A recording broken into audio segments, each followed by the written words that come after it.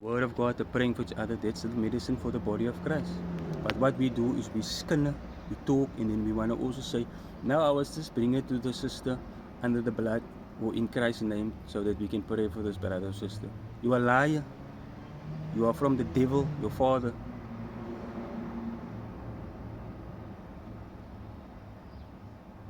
Because if you lie, there's a father for all lies.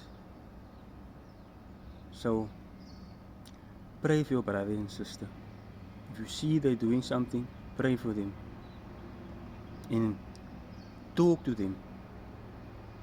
And if they don't accept your talking, and even after you bring the word of God, and you still can't come to an agreement, you bring your pastor, you bring leaders in.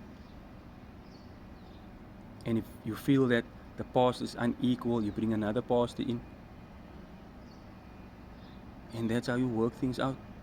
That pastor, maybe you feel, no, this pastor is from this member's church or this person's church, or this person is longer under this pastor's authority, so this pastor is going to take that person's part.